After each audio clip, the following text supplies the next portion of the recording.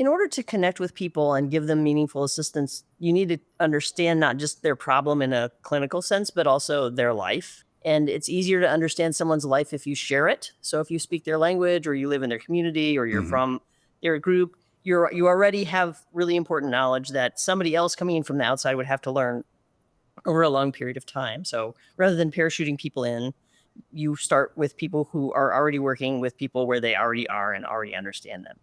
So community justice workers are people who have training and authorization to provide limited legal services. So it might be around one issue, it might be around three issues. It's not about full service across the full range of that issue. It's about assisting people with critical moments like appealing the denial of a SNAP benefit so that they can have food security and feed their families, right?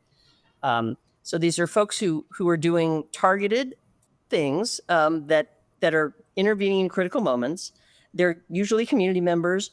They could be volunteers in the sense that you or I could go in and volunteer. They could be volunteers in the sense that they're doing this is an upskilling of their current work. So they could add this to their community health aid work or their social worker work or their librarian work. And then some of them do it as that's their job. They're on the staff of Alaska Legal Services and they do community justice work in different parts of the state full time. Alaska was the first to deploy this program, but now you see it in Arizona and Utah.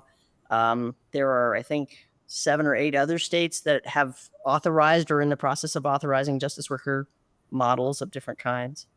That's community justice workers. This is not, I hate using the word non-lawyer, but this is not a lawyer who is doing something that is theoretically would require a law degree to do, giving legal advice, right?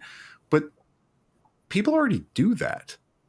Like I think that's the thing when in reading this, and you guys put some examples here, there are multiple examples of people already providing legal advice without being lawyers in the community, because it's just what's needed, right? Yeah, I think there are two ways in which people already do it. One is in a way that's authorized. So community justice workers aren't new. For the last 50 years in the U.S., folks like accredited immigration representatives, representatives in federal and state administrative proceedings, tribal lay advocates, there's jailhouse lawyers, are all authorized to provide legal advice, in some cases representation. There's another way, which I think you're getting at, which is just people are just helping their neighbors and giving them legal advice.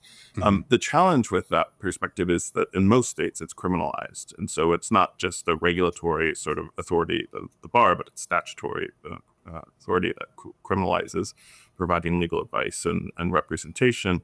And of course, that chills this kind of activity from happening. And if you talk to folks like librarians or faith leaders or others, that is driven into them,